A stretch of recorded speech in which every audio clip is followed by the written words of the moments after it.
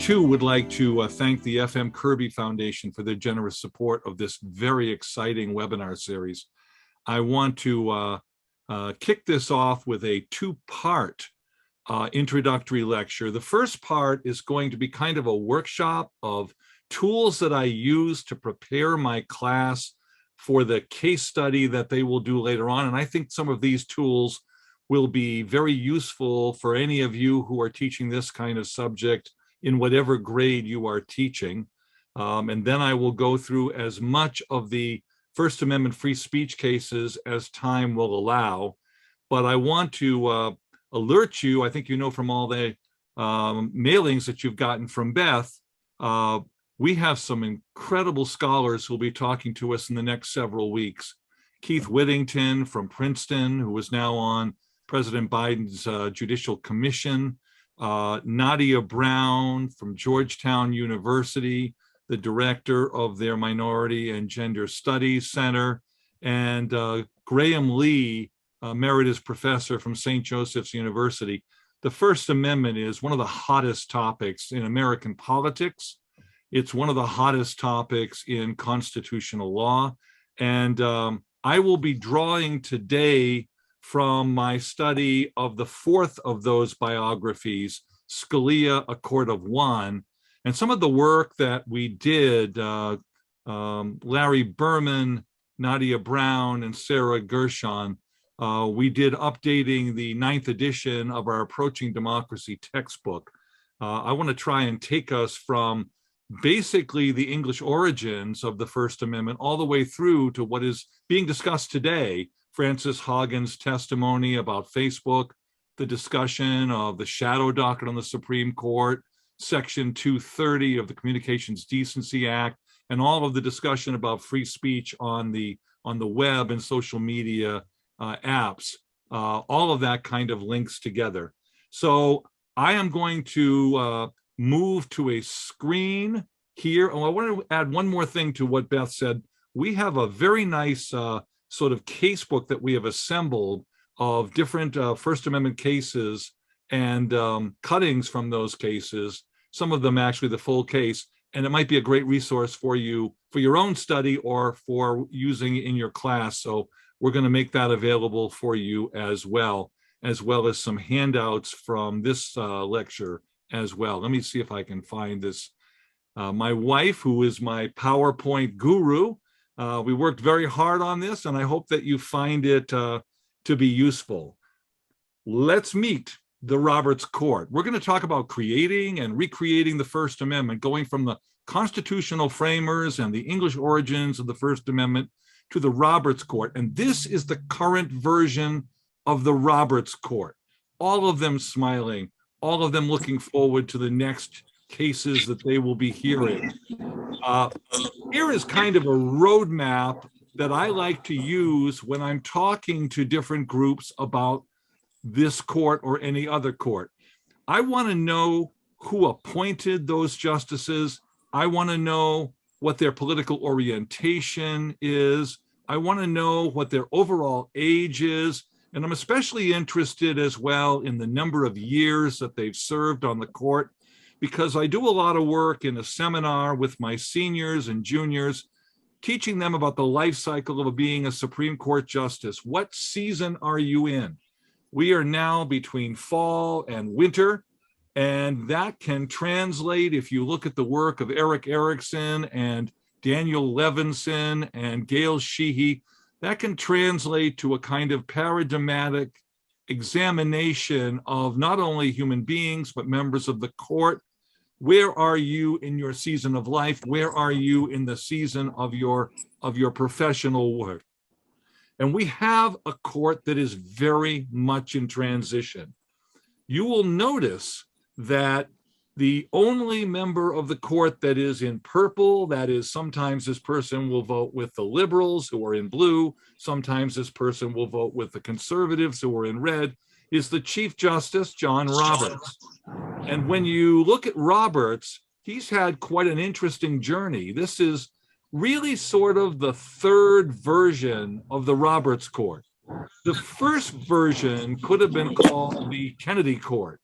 the Kennedy court was when Anthony Kennedy was the controlling fifth vote from the time that Sandra Day O'Connor left the court and Samuel Alito came on the court in 2006. Kennedy's vote determined a lot of the most important cases on the court from 2006 to 2018. But when Kennedy left and was replaced by Brett Kavanaugh, having already seen the addition of Neil Gorsuch replacing the deceased Antonin Scalia, it changed the structure of the court. And suddenly Kennedy was no longer in the middle of the court determining the outcome, but it was for the first time the Chief Justice. The only other time that I can think of when the Chief Justice really swung the vote on the court was for a very brief time in 1937 and 38, which many of you know about, Charles Evans Hughes, the court packing fight, the switch in time that saved 9. And it was when the court changed from an orientation looking at economic policy cases to no longer being so interested in making a decision in the economic policy cases that might affect what Congress wanted to do, but being more interested in civil rights and liberties. Roberts, however, for a period of about 2 years, his vote was the final determining vote. And then the dramatic thing that occurred last fall with the change from the death of Ruth Bader Ginsburg and her replacement by her ideological diametric opposite in Amy Coney Barrett, what it does is it changes the court to make it not a 4-1-4 court, but in fact, it makes it essentially a 6-3 court, 6 conservatives on the court, including Roberts, 3 liberals. The effect of that is going to take Roberts out of the middle seat in decision-making. And so when I look at the court, I try to explain to my students that what's very unusual about this court is that for the first time in history, every single one of the conservatives on the court were appointed by the Republican Party. Every single one of the liberals on the court were appointed by presidents coming from the Democratic Party. So it looks like a court that is arranged ideologically, but it is not quite that simple. And in order to understand one of the major features of this court, I need to explain to you at this point, and it will help you understand the other presentations as well, the ideological difference, the jurisprudential difference on the court, starting really with Antonin Scalia, the notion of a historical kind of decision-making called originalism versus a living, evolving constitutional approach to decision-making. So originalism really spins out of a theory that was offered by Attorney General Edwin Meese in 1983 to 85, and then expanded by then Court of Appeals Judge Robert Bork. Somebody has your microphone on. If you could mute it, that would be helpful.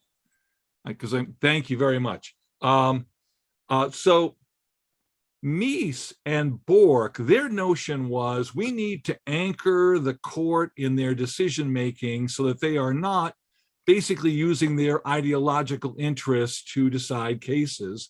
And the anchor that they chose was a historical anchor. They believe that the original formulation of the Constitution and the Bill of Rights by the framers of the Constitution and the Bill of Rights, James Madison and Alexander Hamilton and others, would be the best way to figure out how to anchor their decision-making. So they looked at what would be the intent of the framers of the Constitution, and they called the theory original intent. Go back in time, go back in a time machine. Imagine that you were talking to James Madison. Ask Madison how Madison would see these issues, how he would decide these issues, and then see if you can decide the modern case using that approach. In reaction to this, William Brennan, one of the leading liberals on the court at that time in the late 80s, he argued that what you needed to do was allow the Constitution to evolve and to look at succeeding generations of justices, look at their changing interpretations of the meaning of the Constitution, and essentially allow those courts and their decisions to amend the meaning of the Constitution, to allow the Constitution to expand. And so it was a living, evolving constitutionalism. So you have a break on the court between justices like Scalia, Thomas, Gorsuch, Kavanaugh, and Barrett. And then you have living, evolving constitutionalists like Stevens and Ginsburg and Kennedy and Breyer, Sotomayor, and Kagan.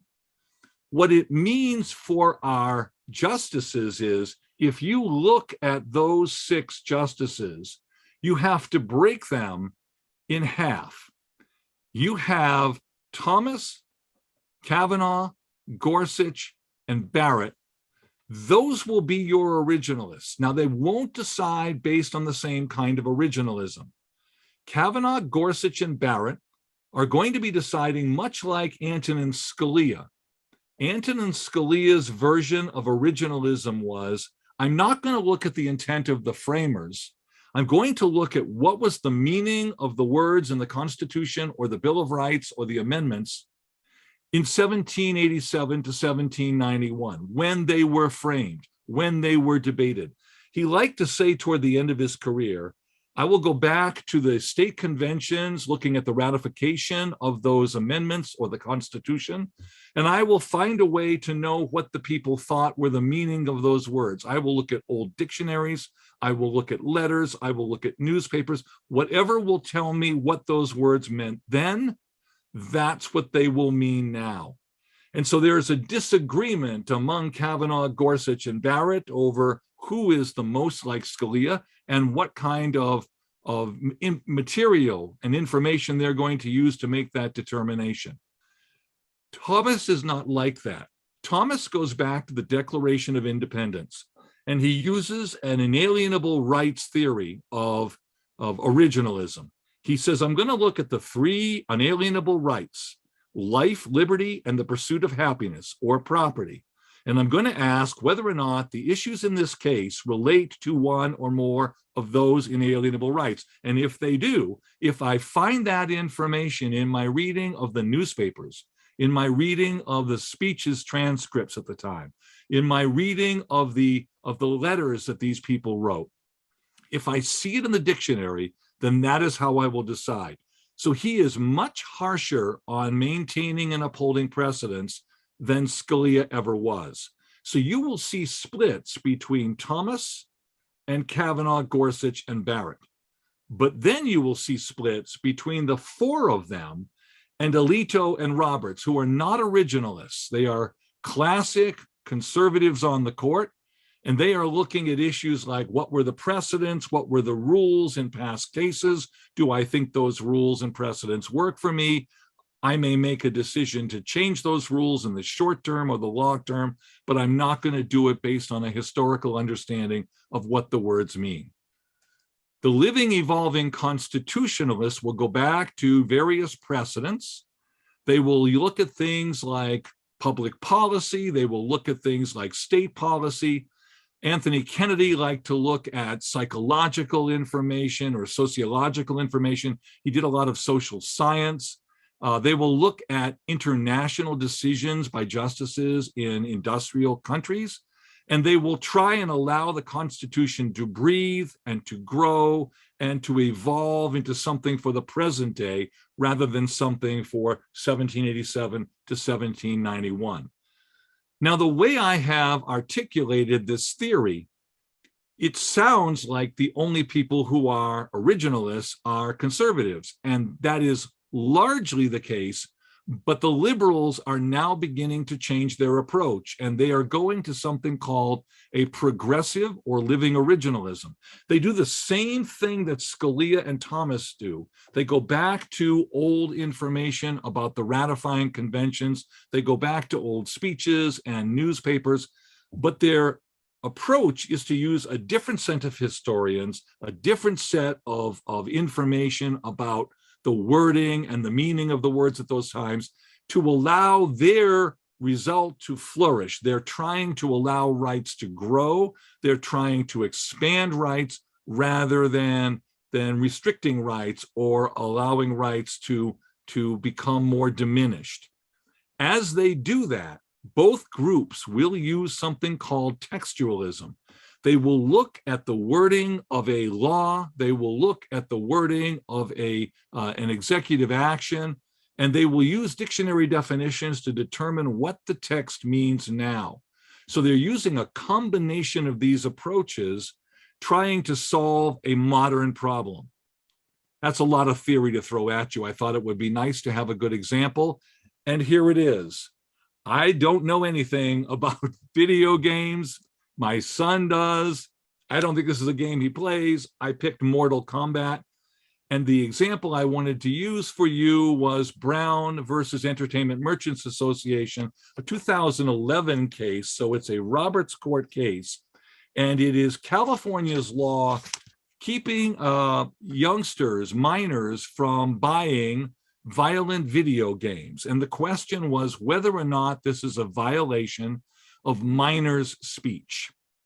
I found this a fascinating case to read because you actually see a good demonstration of the differences between originalists on the court, specifically Antonin Scalia and Clarence Thomas.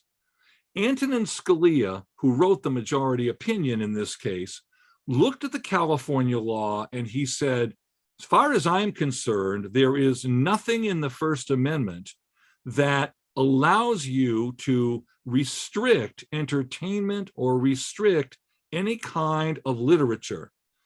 He said, the free speech clause exists principally to protect discourse on public matters, but we have long recognized that it is difficult to distinguish politics from entertainment and dangerous to try. Like the protected books, plays, and movies that precede them, video games communicate ideas and even social messages through many familiar literary devices, such as characters, dialogue, plot, and music. He argues that when you look at a video game, it's like a book. And there are a lot of violent books and violent cartoons and violent images that students and youngsters get everywhere. He says, certainly the books we give children to read or read to them when they are younger contain no shortage of gore. And he cites Grimm's fairy tales, which was a constant sort of lecture that I heard in my introductory psychology class in college. He argues that when you look at the Odyssey and when you look at various cartoons and you look at the Inferno, you see a lot of examples of violent images that young children can read. And he thinks that there is nothing in the First Amendment that gives the state the right to regulate those images reaching students or minors. So he is arguing that the framers would never have allowed this kind of regulation to exist. And as far as he's concerned, he's going to protect those rights. But Thomas doesn't see it that way. Thomas goes through a different kind of founding era examination and argues that his history shows a founding generation that believed parents to have complete authority over their minor children and expected parents to direct the development of those children. And so he thinks that the freedom of speech in the First Amendment does not include a right to speak to minors or a right of minors to gain access to speech without going through the minor's parents or guardians. It's very interesting because Scalia is looking at the philosophy of the framers of the First Amendment. Thomas is looking at the behavior of policymakers at that time and concluding that when you look at the schools and when you look at the parents raising their children, what's wrong about this law is that the law keeps parents from gaining control over what their children see. So as far as he's concerned, he has no problem with the idea of a kind of regulation of violent video games because there's been no effort to go through the parents in trying to reach their children. what does this mean for the way that we evaluate the court? When I look at the court now, I don't quite know how to do the math. What I teach my students to do, just realize something, hold on a second, this may be blocking you. Is that better? Okay, well, I realize that when you look at the conservatives, what you can see is somewhere near the middle is John Roberts, and very close to his decision-making at this point is Brett Kavanaugh and Amy Coney Barrett. Far to the right, Neil Gorsuch, Samuel Alito, and Clarence Thomas.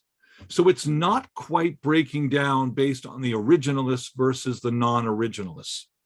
But more than that, there's a sort of decision-making that is done now by the new justices. Do I go to the far right where Thomas is arguing, or do I stay more to the middle where Roberts is arguing? The important point to see here is that whatever those 5 justices do, they make Roberts's vote almost irrelevant. He can't determine the direction of the court. He's not the 5th vote anymore.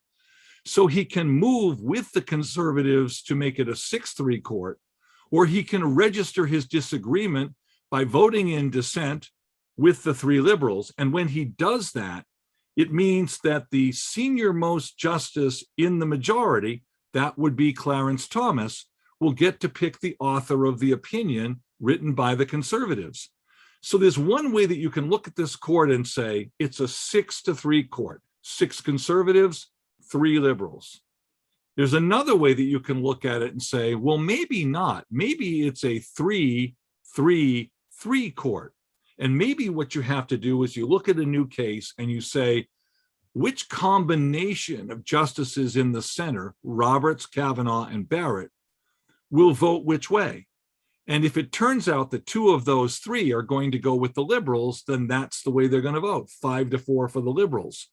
But if it turns out that 2 of the 3, not Roberts, are going to go with the conservatives, then Roberts has that sort of decision to make. It's going to take a while for us to figure out where the court is going next, but it does give us a way to sort of look at the court, figure out the continuum, and this continuum is as up to date as we can get it.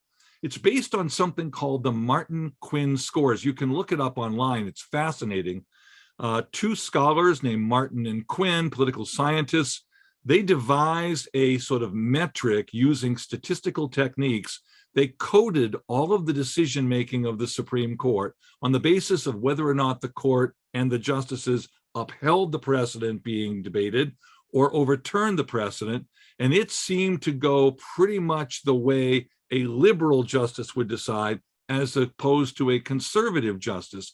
And when they were able to code all of the votes in each term, they could end up for each justice with a data point. This is where the justice is on this continuum of very liberal to very conservative. To give you an idea just how much the court has gone to the right overall, if you were talking about somebody like Harry Blackmun, he would be much to the left of where Sonia Sotomayor is. If you were talking about somebody like William O. Douglas back from the 1970s and before, he would be somewhere off my monitor to the left. He's a very liberal justice, but you can see where Sonia Sotomayor is. She's the furthest left on this court. Ruth Bader Ginsburg was between her and Elena Kagan. Sonia Sotomayor is clearly the most liberal in the last 5 or 10 years on the court.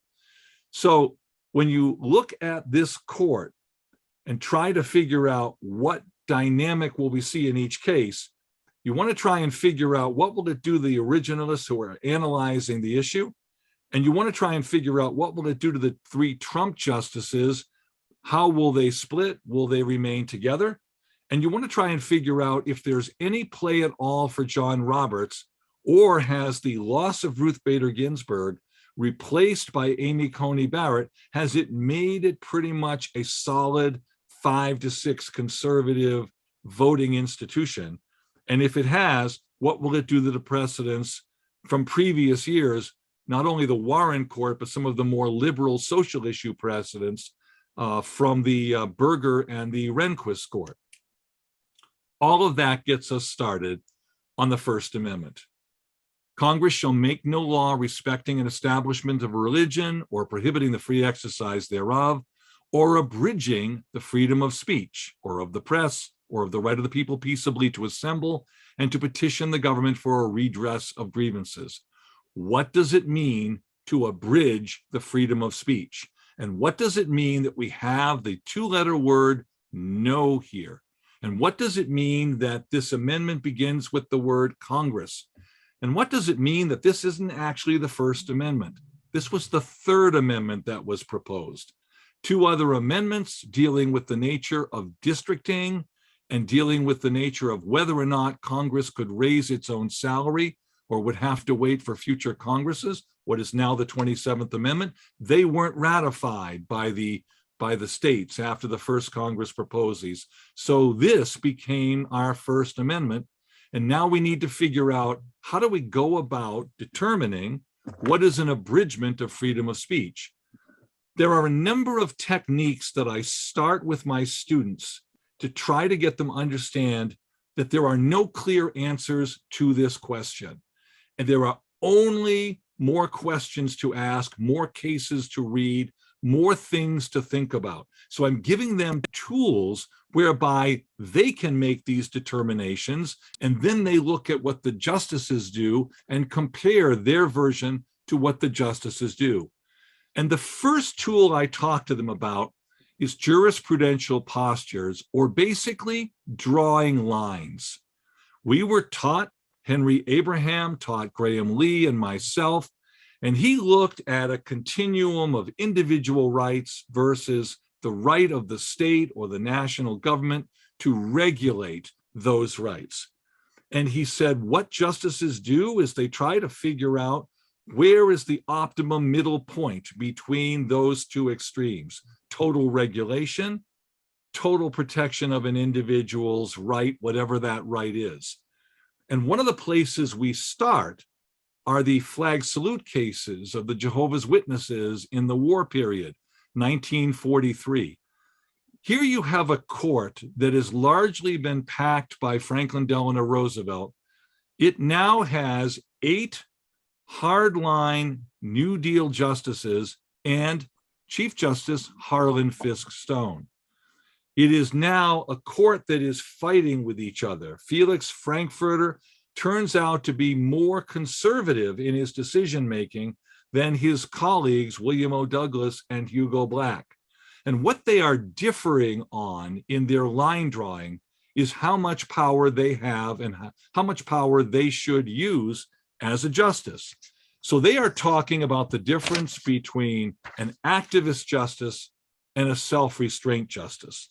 And the question is, can the government force young children whose religious beliefs are that they should not worship false icons, by that we mean a flag, and they're taught that by their parents, can they force those students to salute the flag because it's an act of citizenship, especially during wartime?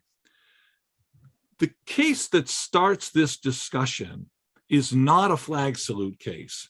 It's Murdoch versus Pennsylvania. Murdoch versus Pennsylvania is a small Pennsylvania town that has passed a regulation against solicitors, but the regulation is designed to stop cookware people and encyclopedia salesmen and vacuum cleaner salesmen from knocking on your door and taking up your time trying to sell their wares.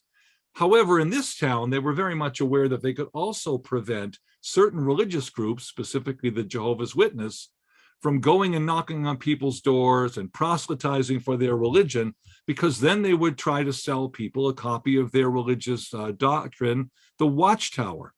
And that would come under the solicitation rule that the town had passed.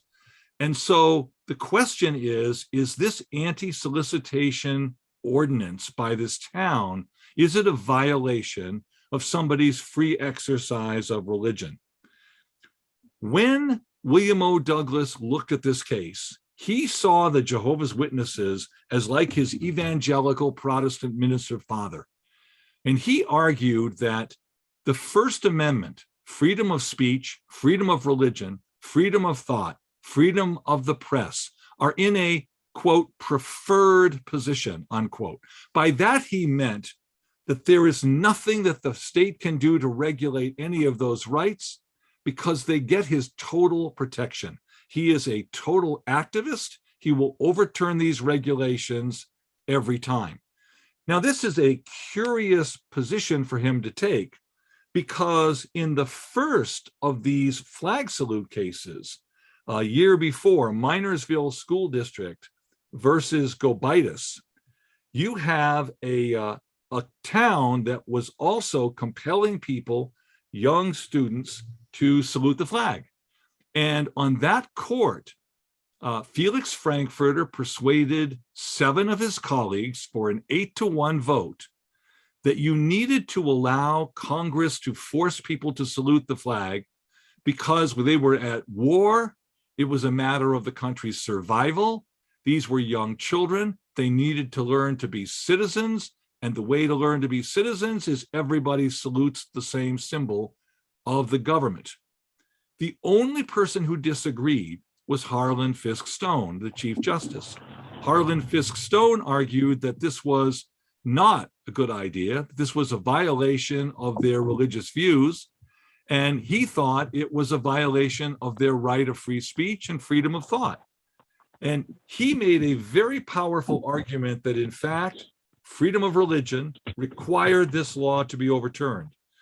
Well, one of the things that became clear within a year is there was so much backlash against that decision, including Eleanor Roosevelt, who sided with Harlan Fiske Stone, that the liberals on the court, William O. Douglas, Hugo Black, Frank Murphy, Wiley Rutledge, they changed their mind.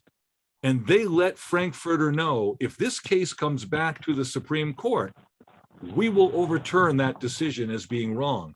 And then they placed into a small solicitation case, much like the Murdoch case, Jones versus Opelika, they placed a paragraph and they said, we've come to rethink this position, basically saying, send us another case and we will reverse this.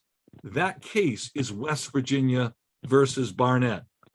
And in West Virginia versus Barnett, what's curious is one of the justices who had most vigorously argued with Douglas in Murdoch versus Pennsylvania, Robert Jackson, he changes his mind. In Murdoch versus Pennsylvania, he said that Douglas has got the facts wrong. These people weren't just selling their watchtower. They weren't just proselytizing.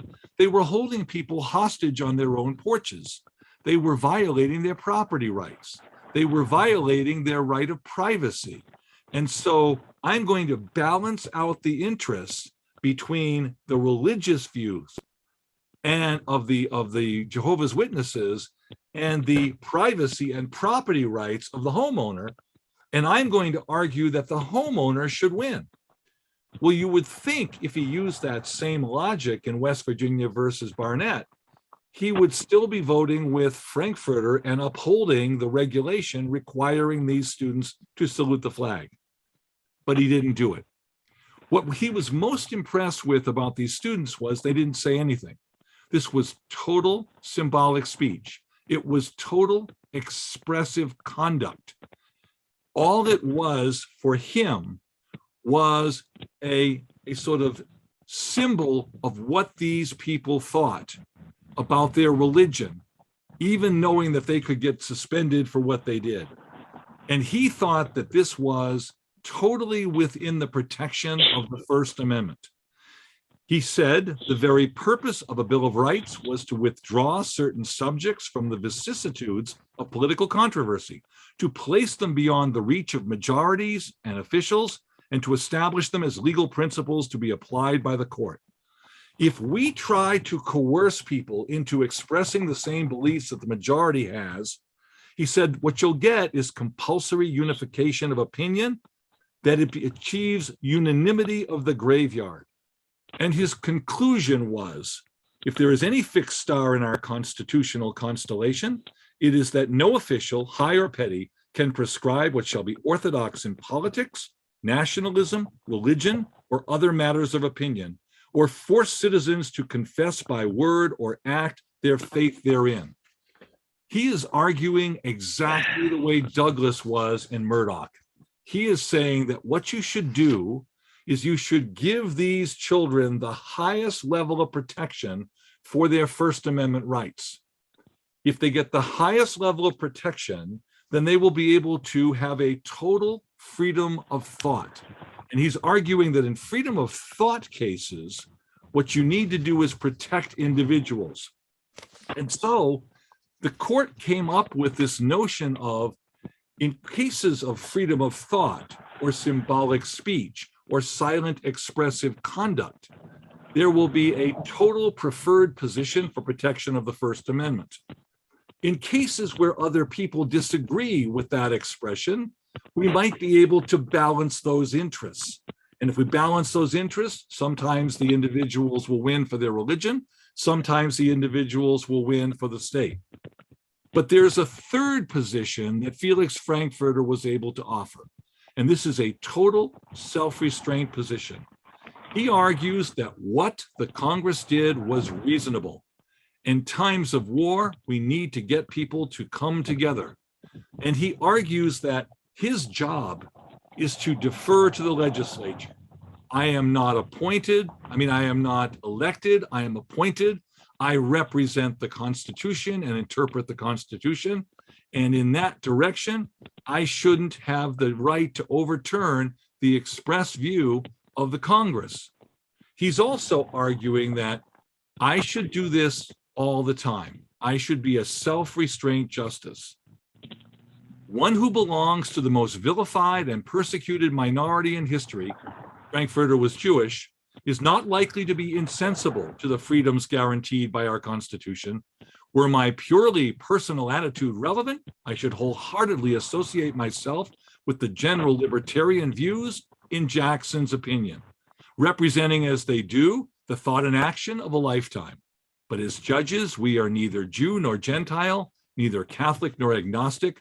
We owe equal attachment to the Constitution and are equally bound by our judicial obligations, whether we derive our citizenship from the earliest or latest immigrants to these shores. Somebody again has their microphone on. Thanks. As a member of this court, I am not justified in writing my private notions of policy into the Constitution, no matter how deeply I may cherish them or how mischievous I may deem their disregard. And so we have a court that has split, even though it's really, really liberal, they have very different approaches. And by the time of the Vincent Court, which follows, they are at war. They become what is called by some scholars, 9 scorpions in a bottle. And one example of what this court was able to do is they took this analysis, and when they got to free speech, they said, really, you only need 2 levels of analysis here. And the 2 levels of analysis are, is this protected speech or is this regulatable conduct? What they were doing was they were going back to John Stuart Mill, who had an idea of the harm principle. His idea was you can say what you want, you can believe what you want, you can do what you want, as long as you don't harm another person. In their view, when you're dealing with a question of free speech that affects other people, you need to look at how much harm you are doing to those individuals. Chaplinsky is another Jehovah's Witness case in a very small town in New Hampshire. Chaplinsky was arguing vehemently against an officer who was trying to prevent him from doing an ad hoc speaking engagement on the side of the road. A crowd was assembling. It was blocking the sidewalk. It was beginning to go into the road. And so when the officer came up to Chaplinsky and said, I think you need to stop, you're disturbing the peace, Chaplinsky lit into him with a series of expletives that would be deleted in the modern day. And the question was whether or not, when he arrested Chaplinsky, he was violating his First Amendment free speech rights. Frank Murphy, who was a great liberal on the court, got to write the opinion. And normally he would have said, I'm going to protect Chaplinsky's right to speak all the time. However, in his opinion, what Chaplinsky was doing was so unusual and so vehement and so offensive to other people that it was not speech. It became conduct that could be regulated. And what he was particularly struck by was the officer said at times he was being so insulted by what he was saying that he wanted to hit Chaplinsky, but he didn't do it because of his training. And so what Frank Murphy did is he said, I am going to come up with the notion of some words that are automatically conduct and can be regulated. He argues that it's well understood that the right of free speech is not absolute at all times or under all circumstances. There are certainly well-defined or narrowly limited classes of speech, the prevention and punishment of which have never thought to raise any constitutional problem. So those would be things like libel or slander or threats or obscenity or national security risks. If you are doing something like that, he says, that becomes conduct. That can be regulated because they do not contribute to the social worth of the free marketplace of ideas. But if what you're saying is pure speech, which does have social worth, which does contribute to the free marketplace of ideas, I will protect it. In this case, what Chaplinsky did, he said, is a new category, and he called it fighting words. He said, these include the lewd, the obscene, the profane, the libelous, and the insulting or fighting words, those which by their very utterance inflict injury or tend to incite an immediate breach of the peace. Such utterances are no essential part of the exposition of ideas. Say these words, and you will get an immediate reaction, and it will cause the court to think that it needs to be controlled. So where does that leave us? In the modern era, I make sure to teach my students, in fact, I will be doing it again tomorrow, the 3 levels of scrutiny. You look at what this history tells us, and you look at modern cases from the 1970s on, and what the court has decided is, originally, when they were looking at civil rights and liberties cases, they would be at the lowest level. They would defer to the legislature, just as Frankfurter did. We will look at your regulation if it is reasonable, if a rational person would think that it is a reasonable piece of legislation, even though it somehow restricts your constitutional rights, we will uphold it. But Jackson, whoa, hold on.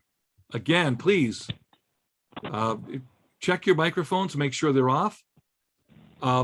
When you look at what Jackson and Douglas were doing in Murdoch and in West Virginia versus Barnett, they were using the highest level, strict scrutiny.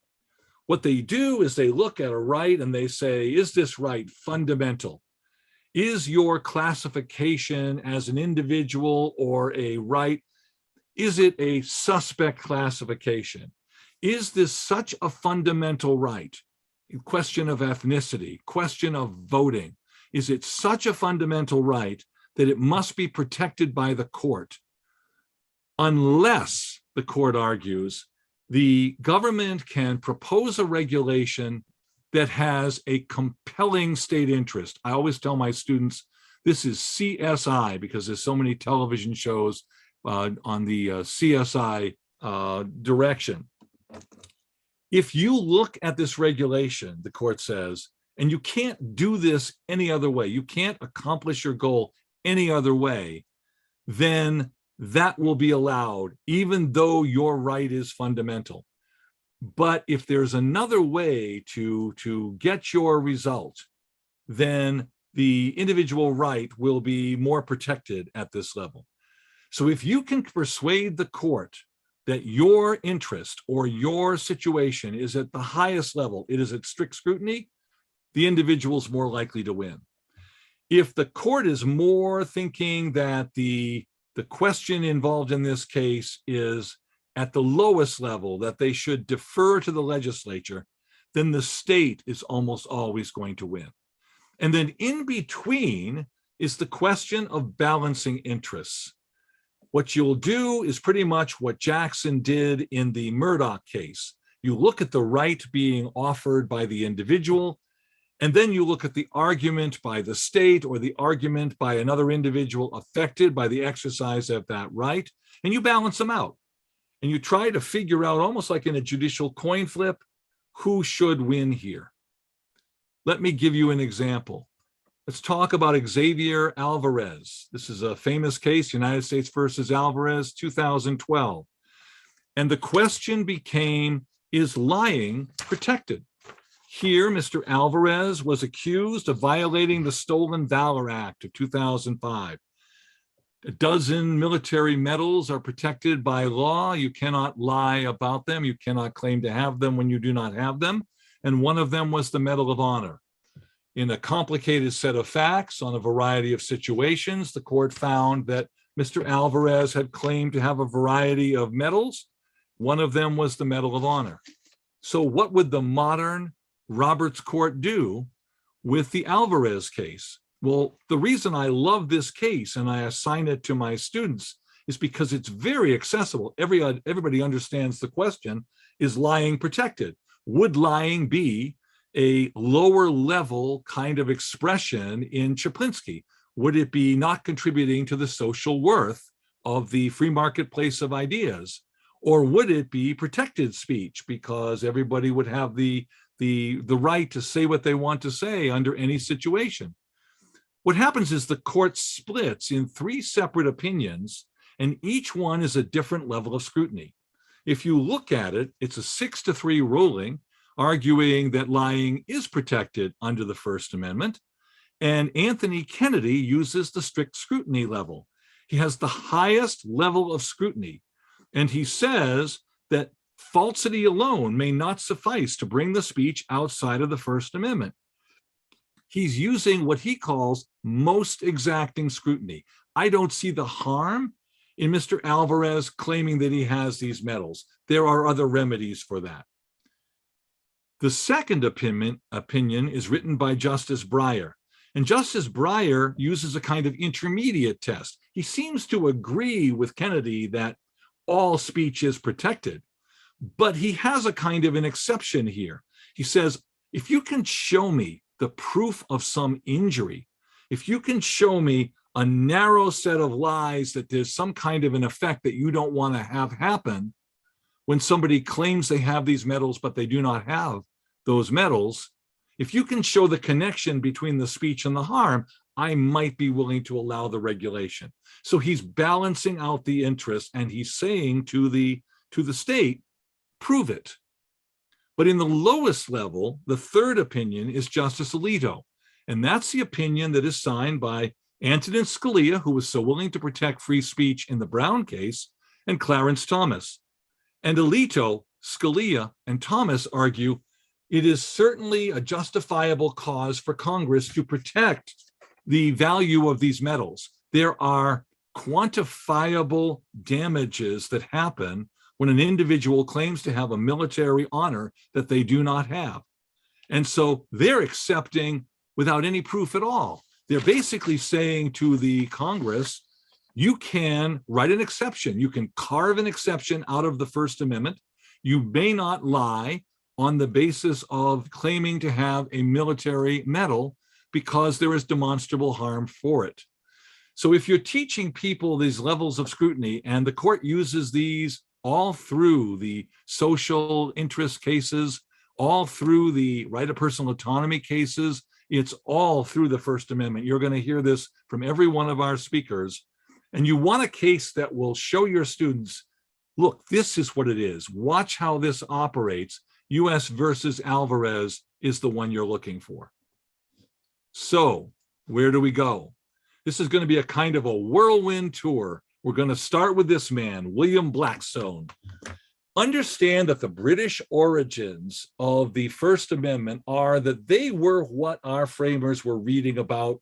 They were what our framers knew about. And when they read and studied about the British Crown and Parliament and their handling of the First Amendment, and they were very much aware of this because they've been subject to the Parliament and the Crown and their violations of the First Amendment in their colonial times, the history of Great Britain was one of censorship, was one of prior restraint, was one of, if you say things that the Crown doesn't like or Parliament doesn't like, you will be put in jail. And that may be the best of your options. You may lose your life because of what you said. And they knew all about the 3 licensing acts that Parliament had passed, dealing with questions of printed material, questions of statements, questions of plays that were being put on. And in every one of these licensing acts, you needed the permission of the authorities, the permission of Parliament to say these things, to print these things, to do these things in terms of a play. And if you violated those regulations or didn't get that permission, woe be to you. And then they knew about the treason trial of Algen on Sidney. Now, Algen on Sidney was a politician and a theorist and a member of Parliament, and he was very much opposed to the execution of King Charles I and made that very clear in his criticism of King Charles II. And so he was charged with sedition and treason. He was charged with threatening the life of the Crown. And just like in our treason provision of the Constitution, in English times, you needed to have 2 witnesses who saw the same overt act of a traitor, the same overt treasonous act. The problem for the authorities was they only had one person who saw Sidney say this. So what they did is they went into his house and they searched everything in his house, much like a writ of assistance, a total fishing expedition search that was the basis for the Fourth Amendment that was being done in New England and in Boston as part of the Intolerable Acts.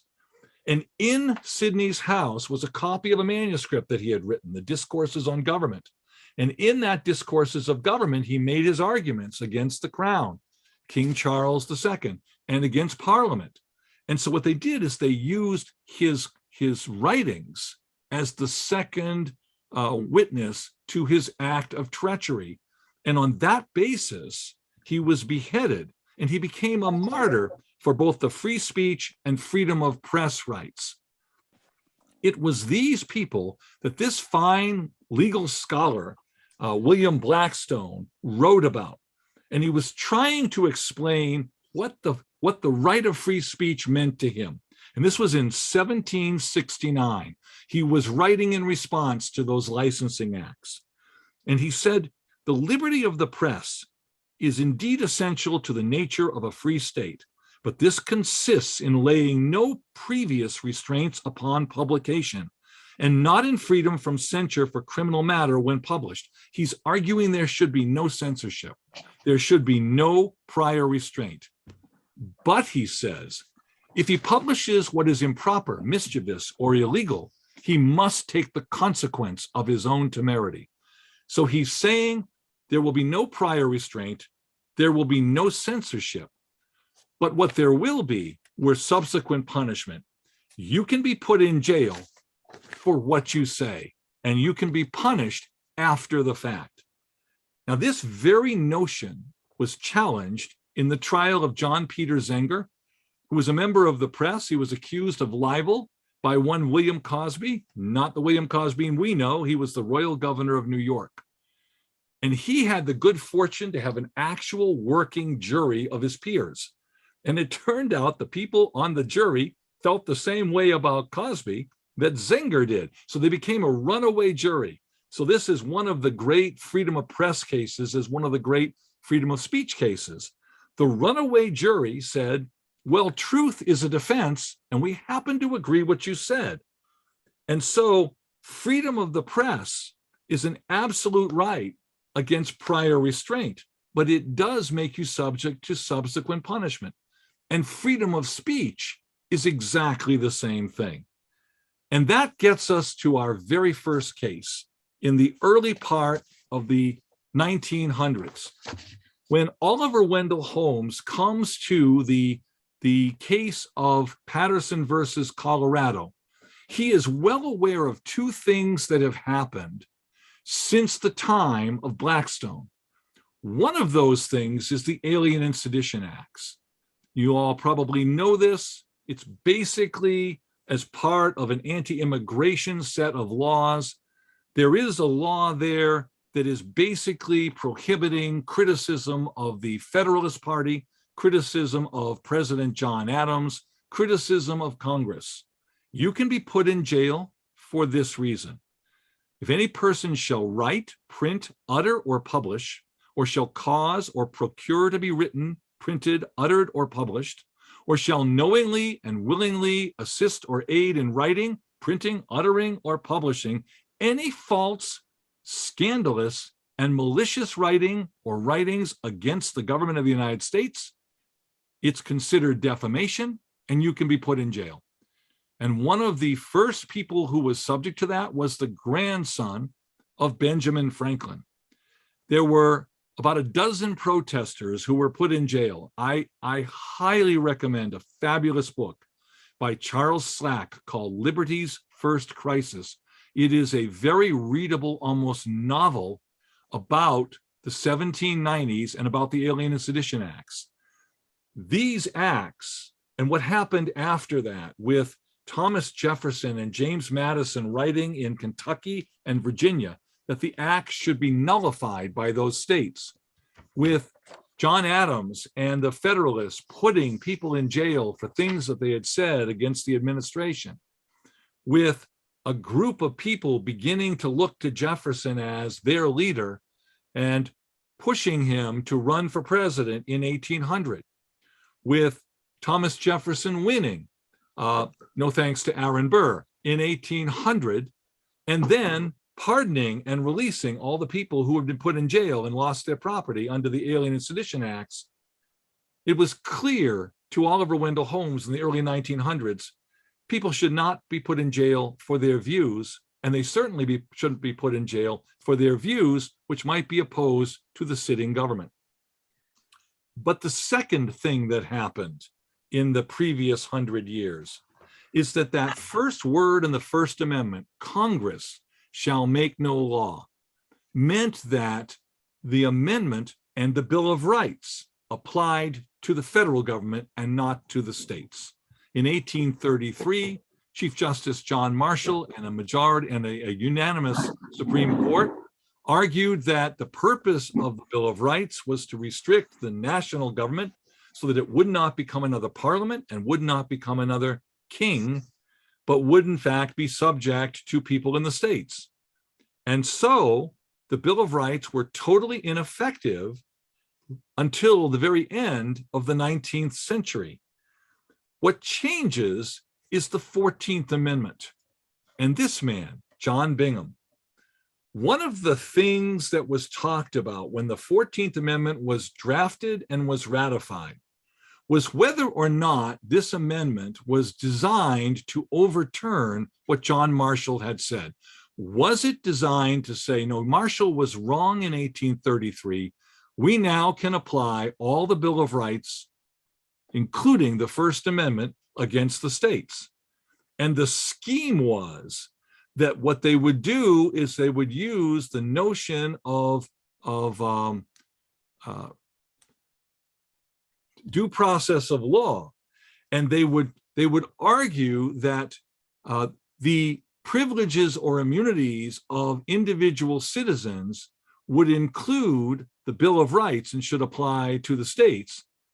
But knowing that the privileges or immunities of individual citizens had effectively been written out of the 14th Amendment within about 5 years by the Supreme Court, they went to this phrase, nor shall any state deprive any person of life, liberty, or property without due process of law. And they were arguing that it is unfair and it is unwise for the due process clause not to be used to apply portions of the Bill of Rights against the states.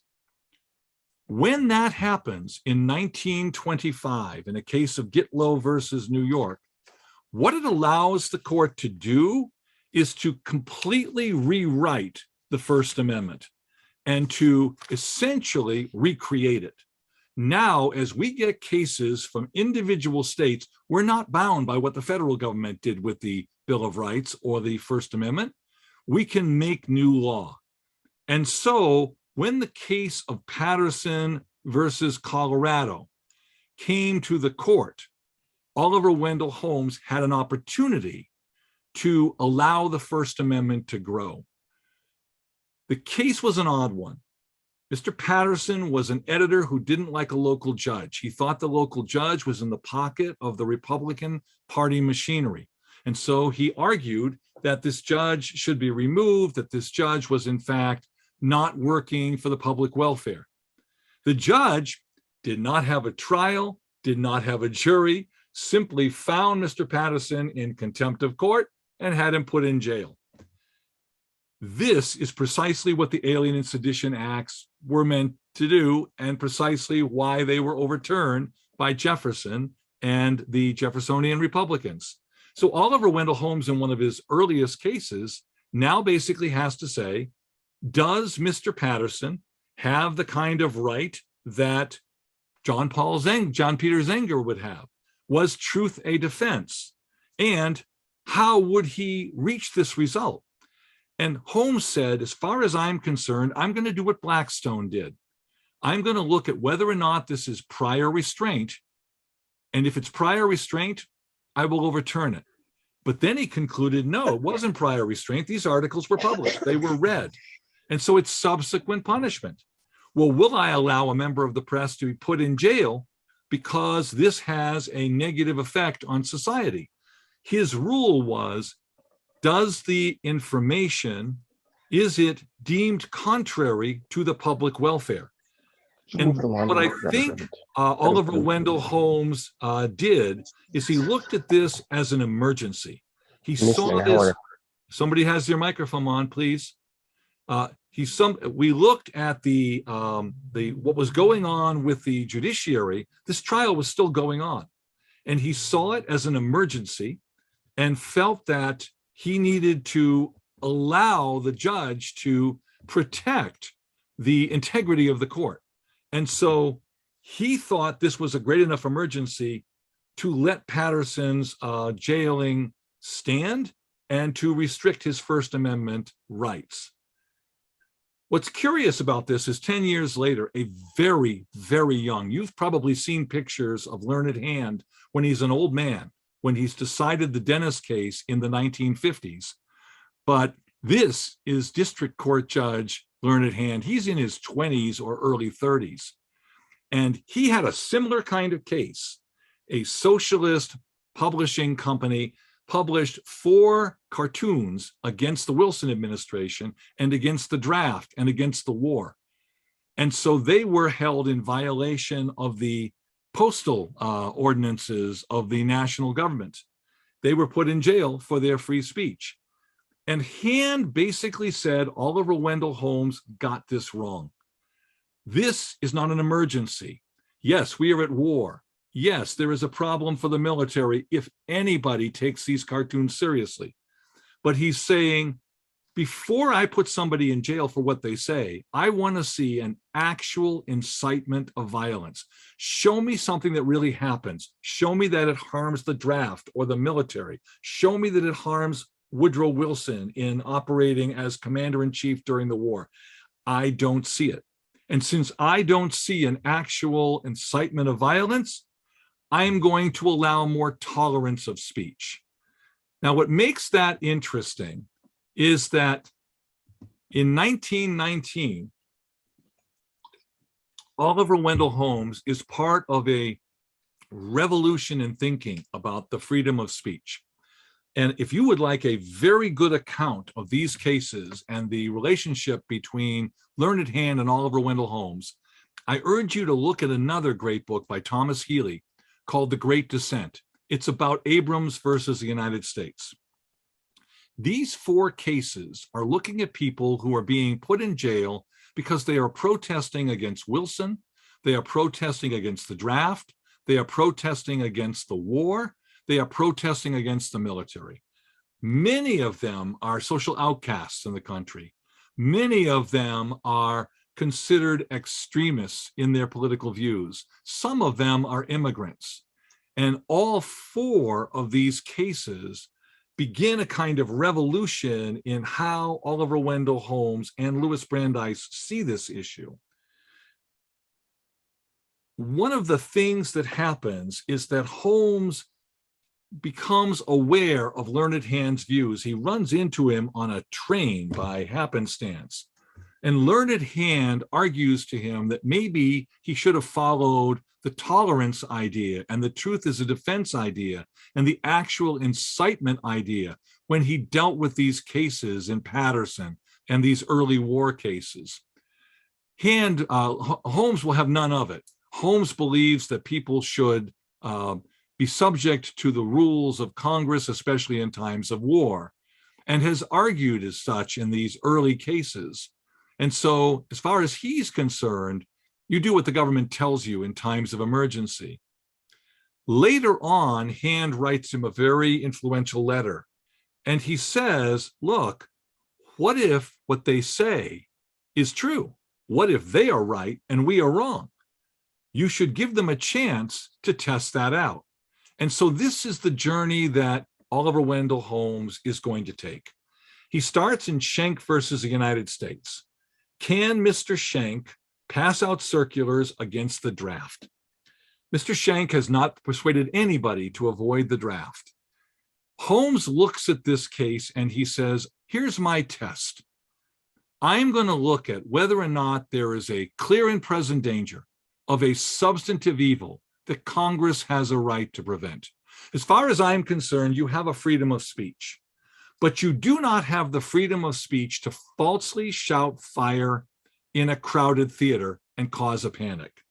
My test is going to be to look at the relationship between the speech, which I cannot regulate because the First Amendment says Congress shall make no law, and the action which results from the speech. I want to see if there's an action that harms the country as a result of the speech. And then I want to ask, in the circumstances and degree of effect, how close the action is to the speech. If the action that is negative and harmful to the country is very close to the speech, then I can regulate the speech. Now that's a very clear idea, but he doesn't use it. He then looks at Schenck and he says, well, I understand what you've done, but this is during wartime. Wartime is an emergency. We need to allow the government to protect the draft and to protect the war effort. And so Schenck goes to jail. Having made this mistake of creating a test and not using it, he then deals with Mr. Frohwerk. Mr. Frohwerk is a German-speaking journalist out in Missouri. He has written a series of 8 historical articles detailing how the draft was passed, what is right about it, what is wrong about it. He's critical of the government and the draft. There is no evidence that anybody has read the articles. There is no evidence that he's doing anything other than being paid by the word, writing the longest possible articles he can. It's possible every one of these articles ended up in a parakeet cage, but Holmes doesn't need to see that. He looks at this situation and he says, it's impossible to say that it might not have been found that the circulation of the paper was in quarters where a little breath would be enough to kindle a flame, and that fact was known and relied upon by those who sent the paper out. And so his rule was no longer clear and present danger. It was, is there an intent to accomplish an object which cannot be alleged more clearly than by stating that the parties conspired to accomplish it? If you have an intent to undermine the draft, that's enough for him. So he's now banning freedom of speech, freedom of press, with no evidence of effect. Now there is Eugene Debs. Eugene Debs is speaking before a socialist convention. He says some things about people who've been subject to the draft and who are now in the military, woe to them. He knows there are US Marshals in the audience waiting to arrest him if he says anything against the draft. And he really doesn't criticize the draft very much. But somebody looks and finds that 28 days before he had signed a proclamation by the Socialist Party, which was an anti-draft proclamation. And since he had signed that proclamation, Holmes is now able to say, well, when Debs said the things about the military in his speech, clearly he was thinking about the proclamation, so that's enough for me. As far as he was concerned, he was going to go beyond the intent. Now he was going to say, if the natural tendency and reasonably probable effect is to obstruct the recruiting service, then Debs can be put in jail. Can you prove it? No. Did he need to prove it? No. And so Debs lost. Now, the reason I focus on these people is the critical change for Holmes is in Abrams. He finally understands, after watching the reaction of his colleague Louis Brandeis, by hearing from various progressives like Felix Frankfurter and Harold Lasky, his encounter with Learned Hand, he realizes that he got it wrong. The test is fine. He just needs to use it. And so while the rest of the majority on the court uses his clear and present danger and puts Abrams and these four in jail, and some of them are actually sent out of the country, he needs to come up with a new articulation of his theory. He says that this is a silly leaflet by an unknown man. These poor and puny anonymities, they have a creed that is a creed of ignorance and immaturity, but it's honestly held and nobody's following it. And then he comes up with a stroke of genius. He says, what we have to do is we have to look at speech as like a marketplace of ideas. And so he's now going to preach the tolerance that Learned Hand was going to preach. When I look at your expression of your ideas, I'm going to ask, the best test of truth is the power of that thought to get itself accepted in the competition of ideas.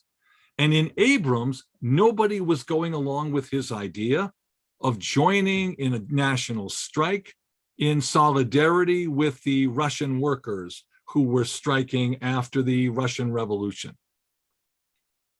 Holmes now has come to an understanding that he needs to look at the words of the speaker and to say, give it time, see if people are following it, see if there is a danger, and then if you see that kind of danger, then you uphold the regulation, but not until then.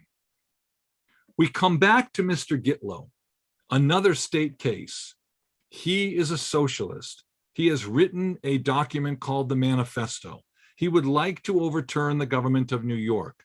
The government of New York has a Criminal Anarchy Act that says you can't conspire or teach or express a view against the government of New York. And so Mr. Gitlow goes to jail. Now here, you would think that with clear and present danger, Gitlow should win, because there was no evidence that Gitlow had done anything that was successful. New York was still a thriving government, and it was still a thriving democracy. But what the majority did in this case is that they said, we're going to use a notion of bad tendency. We're going to change the test.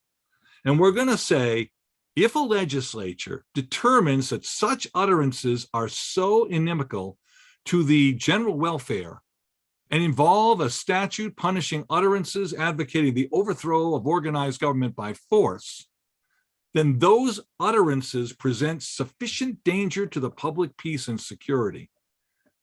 A state cannot reasonably be required to defer taking measures against revolutionary utterances until they lead to an actual disturbance of the peace or imminent danger of the state's destruction.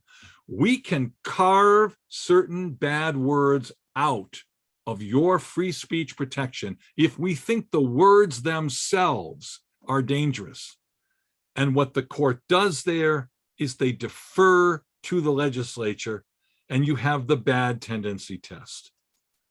Holmes and Brandeis get to react to that in 1927.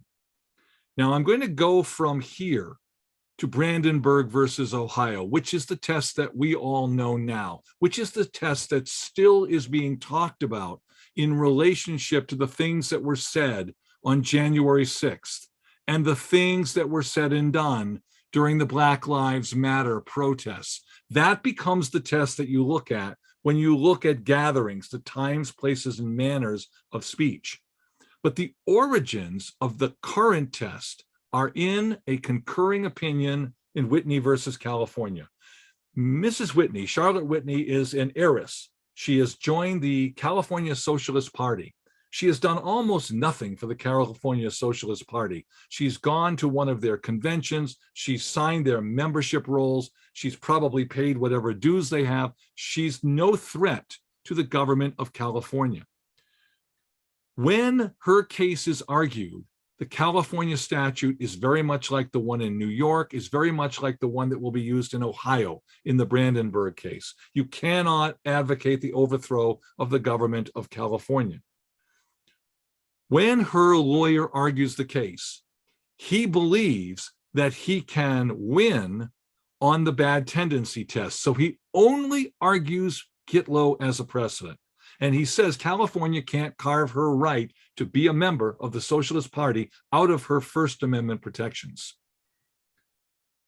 Holmes and Brandeis realize that since he never argued clear and present danger, they have a free opportunity to educate people about what their test now means. And so they agree with the decision of the majority that Whitney will lose. But in their concurring opinion, they essentially write a dissent, and they say to the lawyer, you should have argued clear and present danger. You would have gotten our votes, though you would have lost 7-2. The problem here, they say, is you are just putting her in jail for her ideas. Fear of serious injury alone cannot justify suppression of free speech and assembly. Men feared witches and burnt women. It is the function of speech to free men from the bondage of irrational fears. To justify suppression of free speech, there must be a reasonable ground to fear that serious evil will result if free speech is practiced.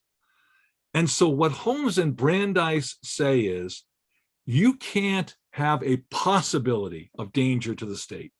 You've got to have a probability of serious injury to the state. There has got to be immediate, imminent, serious danger that would result in some violent or destruction of property. And in searching for a way to tell people, this is what our test has become, they come up with this version of clear and present danger. To courageous, self-reliant men with confidence in the power of free and fearless reasoning applied through the processes of popular government, no danger flowing from speech can be deemed clear and present unless the incidence of the evil apprehended is so imminent that it may befall before there is opportunity for full discussion. You can't put somebody in jail unless you say there's just not time to decide whether there is going to be damage to the state. If there is no possibility, no opportunity for full discussion of the idea. That's the key to the question of Brandenburg versus United States. In 1969, a reporter found out there was going to be this cross burned on a farmer's property at night in Cincinnati, Ohio. He went with a cameraman. They took images not only of the burning cross, but also of some of the members of the Ku Klux Klan dressed in these outfits, raising their guns in salute. He brought the video back to his editor, and the editor said, very interesting, we don't have time tonight to play it, so he put it in his lower drawer, and it remained there for several days. That fact is the key, because remember, the version of clear and present danger that we're going to use is Whitney. There has to be no opportunity for full discussion of the ideas of the danger. And remember that it's in Cincinnati, and it's 70 or 90 miles going to Columbus, Ohio. And several days later, when this was played on the air, Columbus was still in charge of Ohio. and remained in charge through all of the litigation it is today. And so what the author of the draft of this opinion, his name was Abe Fortas, you look, his name is not there, it's a per curiam opinion, because this is just a while before he'll be forced to resign from the court because of an ethics scandal. What he does is he goes to the language of Holmes and Brandeis and Whitney, and he says, I'm going to use a different variation of that language. You cannot shut people's speech down unless there is advocacy directed to inciting or producing imminent lawless action and is likely to incite or produce such action. Only in those two cases can you shut this down. Well, this draft opinion gets into the hands of William Brennan. He rewrites the draft opinion. It is issued as a per curiam opinion, and it is the highest level of scrutiny that you can possibly get. It is somewhere, I think, between strict scrutiny and the absolutism that we saw in Murdoch for Douglas and in West Virginia versus Barnett. Unless you can show that the speech will almost immediately produce imminent lawless action and is likely to incite or produce such action, you can't shut that speech down. Now, I leave you with this thought and one footnote to all of this. Here's a case that you need to have your students look at and think about, because it's not clear to me whether Brandenburg is still the actual test. This is Holder versus Humanitarian Law Project. You can see it's right when John Paul Stevens is going to retire, right when Anthony Kennedy is going to become effectively the shadow Chief Justice on the Roberts Court. It's the middle of the Roberts Court. It involves a bunch of academics who have been working online to try to help people in Sri Lanka and Thailand get help from the UN, get funding from the UN, and build their democracy.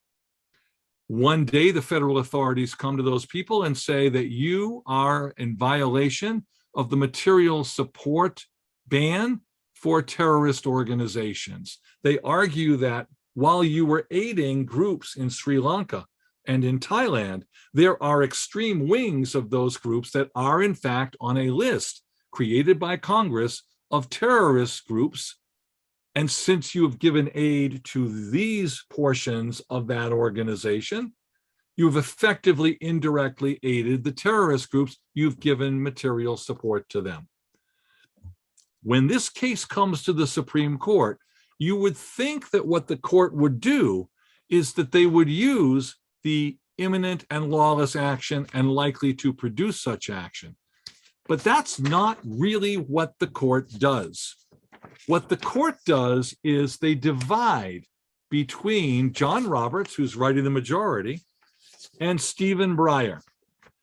John Roberts argues that since Congress has said these are terrorist organizations, I must defer to them. And I'm going to argue that if they see a problem, then I see a problem. Maybe by giving help to the wing of the party that is pro-democracy, it emboldens those people. It makes them feel like they have more visibility. It gives them more funds. I can't possibly know what Congress was thinking here. So as what he's saying is, it's really a situation in which they knowingly gave aid to this group, and the group was connected to another group that is on a terrorism list. Breyer is in dissent. He supports the professors, but it's unclear how supportive he is of the original version of the Brandenburg case. What he says is, I wouldn't rely just on Congress. I would argue that what needs to be done here is you need to prove a direct link between the advocacy of these ideas and the benefit to those terrorist organizations. He's arguing learned hand's position from the Masses case. Show me the direct link, make it provable to me, and I will maybe go along with what Congress has said. So he's more in the middle rather than in the in the highest level of scrutiny that you see in Brandenburg. Well, we'll have more to say on where the Roberts Court's going in other areas with the other speakers and in questions and answers through our 4 sessions. But I want you to be aware of one thing that's going on right now, and it ties into the Biden Commission and their study of what to do about the Supreme Court. This is a very interesting effort. There's a lot of movement on the progressive side that since there was the loss of Ruth Bader Ginsburg's seat replaced by Amy Coney Barrett, and since Merrick Garland never got a chance to get a hearing, and he was Barack Obama's opportunity to appoint somebody to the Supreme Court was denied him for the last 10 months of his presidency. There's a call by progressives and liberals to reform the court. Maybe you can change the tenure of service. Maybe you can change the size of the Supreme Court. Maybe you can change the nature of their appellate docket. Just what the court can do, what the Congress can do, what has to be done by amendment, whether any of it is possible, that's much to be discussed there. But you can find online the working documents of the Biden Commission, and you will see in a couple or 3 weeks a working draft of that report. And there will be a lot of discussion about what should be done to the court, where's the court going, and what are they doing. But one of the real changes that has happened by the fact that there are now 5 more conservative than John Roberts justices on the court is they have figured out that they can make decisions without having full argument, without having full briefs, without having a full consideration of the issues, just kind of administrative decisions dealing with stays, like stays of execution or injunctions, and they can make it clear without an opinion, sometimes without knowing who's voting on what side, what the court might be doing in the future. And it's called the Shadow Docket. We'll talk about this more as time goes along, but it's almost turning the court into an administrative agency, especially during the summer months. They've remained in session, which is very unusual. And scholars like Stephen Vladek have done a lot of work. You can find it online. It's very interesting to see that the kinds of things that had to be done way back in the 1940s, buried in an obscure opinion where the 4 liberals on the Roosevelt court could signal, we no longer agree with that first flag salute case, we're going to change our mind, and they signaled what they were going to do in West Virginia versus Barnett. Now you can see the votes, and twice now the court has taken actions with respect to the abortion law in Texas, SB 8, and now they're going to finally be reviewing that whole issue early in November. So court scholars are becoming obsessed with what is the shadow docket, how does it operate, is this how the conservative majority, the more conservative majority on the court is going to operate? And one of the things they've talked about is whether or not there should be regulation of social media and the internet. Should Section 230 of the Communications Decency Act, should that be changed? Should that be abandoned? And if Section 230 is abandoned, what effect will it have on Facebook or on Twitter? And it's all wrapped up in the Trump presidency and the use of Twitter and the use of Facebook, all the issues that you see now. There is a book that I'm going to read, I have not read it, called The 26 Words That Created the Internet. But that's Section 230 of the Communications Decency Act. It says, no provider or user of an interactive computer service shall be treated as the publisher or speaker of any information provided by another information content provider. You can't hold me responsible with libel or obscenity or any other regulation for people who are posting online.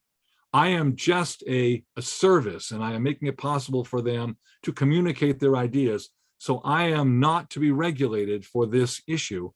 And Clarence Thomas and I think Neil Gorsuch have signaled that they are prepared to consider this issue of Section 230, and they've done it in the shadow docket. It's a big issue. Believe it or not, I had twice as much material for tonight, and I'll be able to maybe put that into some of our other sessions. A lot to throw at you, but hopefully it gets you excited about not only following these issues, but being able to figure out how to present them to your students at any level, because it is the fundamental basis for our democracy. And if we cannot preserve the First Amendment, it's going to be very hard to have a functioning democratic government and a functioning democratic population.